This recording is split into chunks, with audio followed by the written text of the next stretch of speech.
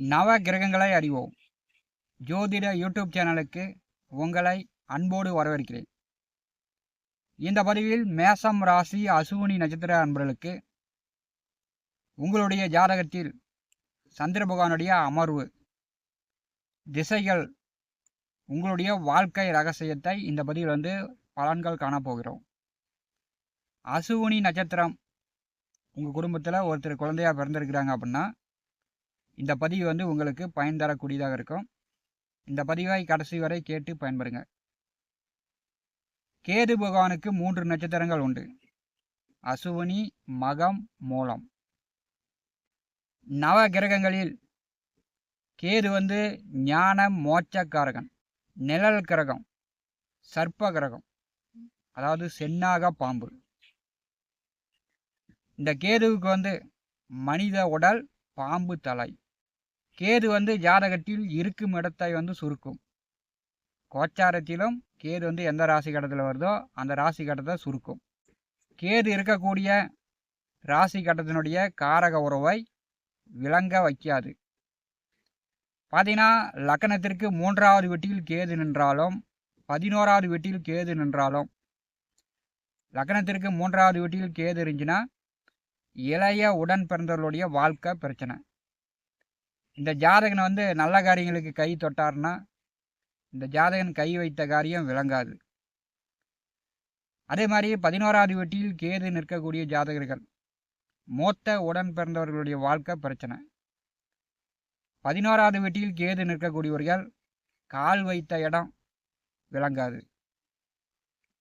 கேது பகவான் இருக்கும் இடத்தை அப்படியே சுருக்கிடுவார். கேது பகவானுடைய நட்சத்திரத்தில் பிறந்தவர்கள் கேதுவுடைய கேரக்டரை அப்படியே பிரதிபலிப்பார்கள். கேது பார்த்தீங்கன்னா செவ்வாயை போல் உக்கிரமான கிரகம். கேதுவுக்கும் 7 ஆண்டு திசை, செவ்வாய்க்கும் 7 ஆண்டு திசை. நெருப்பில் ஏதாவது போட்டு எரிச்சோம்னா அது சாம்பல் தான் மிஞ்சம். அது மாதிரி நெருப்பில் எரிந்த பொருள் கிடைக்காது. கேது நட்சத்திரத்தில் பிறந்தவர்கள் பாம்பு காது உடையவர்கள், ரகசியத்தனம் மிகுந்தவர்கள். எல்லாம் அறிந்து கொள்ள இவங்களுக்கு ஆர்வம் அதிகமாக இருக்கும். ஆக்ரோஷம், கோபம். இவங்க சில நேரங்களில் கம்முன்னு இருப்பாங்க, சில நேரங்களில் கத்தி பேசுவாங்க, மற்றவர்களை பயமுறுத்துவாங்க. மேசம் ராசியில் முதல் நட்சத்திரமாக 27 நட்சத்திரங்களில் முதல் நட்சத்திரமாக அசுவினி நட்சத்திரம் 1, 2, 3, 4 பாதமும் மேச ராசியில் முதல் நட்சத்திரமாக அமர்ந்திருக்கிறது. இந்த அசுவினி நட்சத்திரம் மேச மண்டலத்தை இயக்கக்கூடியது. கேதுவுடைய நட்சத்திரங்களே மேச மண்டலத்தை இயக்கக்கூடியது. உடலில் பார்த்தீங்கன்னா மண்டை, தலையில் மண்டை ஓடு தான் இந்த அசுவினி நட்சத்திரம். அசுவினி நட்சத்திரத்தில் ஆண் பிறந்தாலும் பெண் பிறந்தாலும் குடும்பத்தில் யாராவது ஒருத்தர் இல்லை அசுவினி நட்சத்திரத்தில் பிறந்தவர்களாக இருந்தாலும் சரி தலையில் தான் அடிபடும். உச்சந்தலையில் அடிபட்டு தழும்பு காயம் கண்டிப்பாக மேசராசி அசுவினி நட்சத்திரத்தில் பிறந்தவர்கள் குடும்பத்தில் யாருக்காவது ஒருத்தருக்கு இருக்கும். தலையில் அடிபட்டு தையல் போட்டு அந்த தையல் போட்ட தழும்பும் இவங்களுடைய குடும்பத்தில் யாருக்காவது ஒருத்தருக்கு இருக்கும். மனிதர்களுக்கு மட்டும் அப்படி இல்லை, வளர்த்தக்கூடிய ஆடு, மாடு, கோழி, நாய், பூனை இதுக்கெல்லாம் பார்த்தீங்கன்னா தலையில் தான் அடிபடும், தலையில் தான் காயம் பண்ணிக்கும். மேசராசி அசுவினி நட்சத்திர அன்பர்கள் நீங்கள் அனுபவபூர்வமாக பார்க்கலாம். ஏன்னா உங்கள் நட்சத்திரம் முதல் நட்சத்திரம் தலை நட்சத்திரம். அப்போ தலையில் மனிதர்களுக்கு மட்டும் இல்லை, நீங்கள் வளர்த்தக்கூடிய விலங்குகளுக்கும் தலையில் தான் அடிபடும். உங்கள் ஜாதகத்தில் சந்திர பகவானுடைய அமர்வு நன்றாக இருந்தால் உங்கள் வாழ்க்கை நன்றாக இருக்கும். அசுவினி நட்சத்திரம் குடும்ப பொறுப்பெடுத்து செயல்படக்கூடிய நட்சத்திரம். குடும்பத்தில் யாருக்காவது ஒருத்தருக்கு உடம்பு சரியில்லாமல் போச்சு அப்படின்னாவே துடித்து போயிடுவாங்க. இவங்க முன்ன நின்று முதல் ஆளாக ஹாஸ்பிட்டலுக்கு கொண்டு போகிறது, மருத்துவம் பார்ப்பது, அப்படி அசுவினி நட்சத்திரக்காரர்கள் இருப்பாங்க. அசுவினி நட்சத்திரத்தில் ஆண் பிறந்தாலும் பெண் பிறந்தாலும் கை வைத்தியம், மருத்துவம் இவங்களுக்கு இயற்கையாக வந்துடும். உங்களுடைய ஜாதகத்தில் சந்திர பகவானுடைய அமர்வு நன்றாக இருந்துச்சுன்னா காலகாலத்தில் நடக்க வேண்டியது தானாக நடக்கும். சந்திரன் வந்து லக்னத்திற்கு 2, 4, 12 இருந்தால் காலாகாலத்தில் நடக்க வேண்டிய காரியங்கள் நடக்காது. உங்கள் ஜாதகத்தில் லக்னத்திற்கு 2, 4, 12 சந்திரன் என்றால் பார்த்தீங்கன்னா திருமணம் வந்து நடக்காது, நன்றாக படிக்க முடியாது, கல்யாணம் பண்ணாதானே குழந்தை பாக்கியம் இருக்கும், குழந்தை பாக்கியம் இருக்காது, சொத்துக்கள் மூலமாக அடிதடி சண்டை பிரச்சனை, காவல் நிலையம், கோர்ட்டு கேஸு, இந்த மாதிரி ஒரு நிம்மதி இல்லாத தன்மையை ஏற்படுத்திடும்.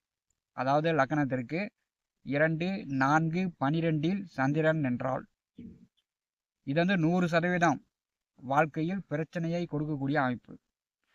உங்கள் ஜாதகத்தில் லக்னத்திற்கு பார்த்தீங்கன்னா லக்னம் 3, 6, 7, 10, 11ஆம் வீட்டில் சந்திரன் என்றால் நீங்கள் நினைச்ச மாதிரி எதிர்பார்த்த மாதிரி உயர்கல்வி படிப்பீங்க, மருத்துவர் ஆகக்கூடிய வாய்ப்புகள் உண்டு. இந்த இடங்களில் சந்திரன் என்றால் அந்த ஜாதகர்கள் அசுவினி நட்சத்திரத்தில் பிறந்தவர்கள் பார்த்தீங்கன்னா நல்லா வாட்ட சாட்டமாக அரசு துறையில் அதிகாரியாக, முதலாளியாக, பார்த்தீங்கன்னா மாத சம்பளம் வாங்கக்கூடியவர்களாக, நன்றாக சம்பாதிக்கக்கூடியவர்களாக இருப்பாங்க. உங்களுடைய சுய ஜாதகத்தில் லக்னத்திற்கு 5, 8, 9 சந்திரன் என்றால் இது வந்து 50% பிரச்சனை.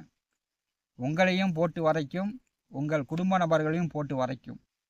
இது வந்து ஒரு பிரச்சனைக்குரிய ஒரு அமைப்பு தான். லக்னத்திற்கு 5, 8, 9 சந்திரன் இருப்பது. இதில் சொல்லப்பட்ட இடங்களில் உங்களுடைய ஜாதகத்தில் சந்திரன் எங்கே நிற்கிறது அப்படின்னு நீங்களே பலன் தெரிந்து கொள்ளலாம். அசுவினி நட்சத்திரத்தில் சந்திர பகவான் நிற்கும்போது, அசுவினி வந்து பார்த்திங்கன்னா 2 முகம் கொண்ட அசுவினி குமாரர்கள். இந்த அசுவினி நட்சத்திரத்தில் சந்திரன் நிற்கும்போது அம்மா வழியில் 2 தாரம் திருமணம் செய்தவர்கள் இருப்பாங்க. அப்படி இல்லைன்னா அப்பா வழியில் 2 தாரம் திருமணம் செய்தவர்கள் இருப்பாங்க. சந்திரன் வந்து கேது நட்சத்திரமான அசுவினியில் நிற்கும்போது அம்மா கூட, அதாவது தாத்தாவுக்கு 2 தாரமாக இருந்து அம்மா வந்து மாற்றான் தாயிடம் வளர்ந்தவராக கூட இருப்பாங்க. அசுவினியில் சந்திரன் நிற்கும்போது அம்மாவுக்கு வந்து அதிக உபத்திரங்கள், அம்மாவுடைய திருமண வாழ்க்கை பிரச்சனையை உண்டாக்கும். அம்மாவுக்கு வந்து நிம்மதி இல்லாமல் பிபி, பிரஷர், சர்க்கரை, இந்த மாதிரி தினந்தோறும் மருந்து மாத்திரை சாப்பிட்ற மாதிரி ஒரு நோய் நொடிகளை கொடுக்கக்கூடிய ஒரு அமைப்பு. அசுவினி நட்சத்திரம் இருக்கக்கூடிய இருப்பிடத்திற்கு மேற்கு திசையில் நீங்கள் எங்கே குடியிருந்தாலும் சரி, டவுனில் இருந்தாலும் சரி, பட்டிக்காட்டில் இருந்தாலும் சரி, மலையில் இருந்தாலும் சரி, நீங்கள் எங்கே குடியிருந்தாலும் உங்கள் வீட்டுக்கு மேற்கு திசையில் பள்ளமாக, சேரும் சகதியுமாக, புழுதியுமாக உங்களுடைய நடபாத்தியம் இருக்கும். கொஞ்சம் தூரம் போய் தான் மறுபடி ரோட்டில் ஏறி போகிற மாதிரி. இந்த மாதிரி அமைப்பு பெரும்பாலான அசுவினி நட்சத்திரக்காரர்களுடைய இருப்பிடத்துக்கு அருகில் இருக்கும். அசுவினி நட்சத்திரம் ஒரு குடும்பத்தில் ஒரு குழந்தை பிறந்து விட்டாலே அந்த குடும்பத்தில் வந்து ஜோதிடர்கள், ஆசிரியர்கள், மருத்துவர்கள், பார்த்தீங்கன்னா கோர்ட்டு கேஸு, வழக்கு வெள்ளங்கம், சட்ட சிக்கலை அனுபவிக்கக்கூடியவர்கள் இருப்பாங்க.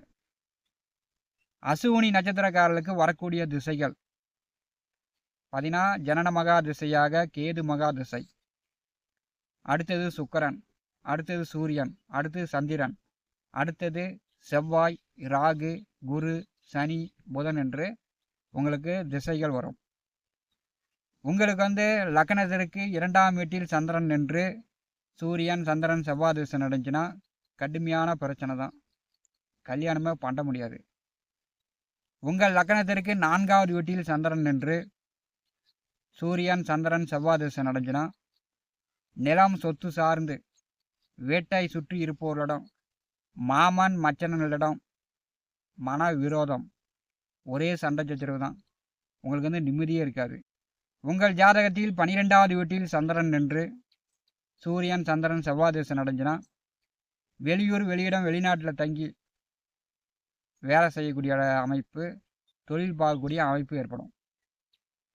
சந்திர பகவான் இருக்கக்கூடிய இடத்தை பொறுத்து தான் உங்களுக்கு திசைகள் வேலை செய்யும். லக்னத்தில் சந்திர பகவான் நின்று பிறந்தவர்கள் நினைச்சது எதிர்பார்த்த மாதிரி நீங்கள் பெற்று விடலாம். அதே மாதிரி 3, 6, 10, 11ஆம் வீடுகளில் சந்திரன் நிற்கக்கூடியவர்களுக்கு இதில் வரக்கூடிய திசைகள் படிப்படியாக வாழ்க்கையில் நல்ல முன்னேற்றங்களை கொடுக்கும். உங்கள் ஜாதகத்தில் லக்னத்திற்கு 2, 4, 12இல் சந்திரன் நின்று உங்களுக்கு வரக்கூடிய அந்த திசைகள் கடுமையான பாதிப்புகளை தான் ஏற்படுத்தும். அப்போ அதை அறிந்து புரிந்து மேசம் ராசி அசுவினி நட்சத்திர அன்பர்கள் உங்கள் வாழ்க்கையில் பார்த்தீங்கன்னா அனுசரித்து ஒரு பகை விரோதம் இல்லாமல் நீங்கள் அதிக கோவப்படாமல் ஒரு பொறுமையை நிதானத்தை கடைபிடிச்சிங்கன்னா வாழ்க்கையில் முன்னேற்றம் அடையலாம். இதான் உங்களுக்கு இந்த பதிவில் சொல்லக்கூடிய ரகசிய பலன். நவ கிரகங்களை அறிவோம் இந்த ஜோதிட யூடியூப் சேனலில் தினந்தோறும் ஜோதிட பலன்கள் பதிவிடப்படும். நம்முடைய சேனலை பார்த்து கொண்டிருக்கக்கூடிய அன்பர்கள் சப்ஸ்கிரைப் செய்து கூடவே இருக்கின்ற ஆல் பட்டன் அழுத்திங்க. நன்றி, வணக்கம்.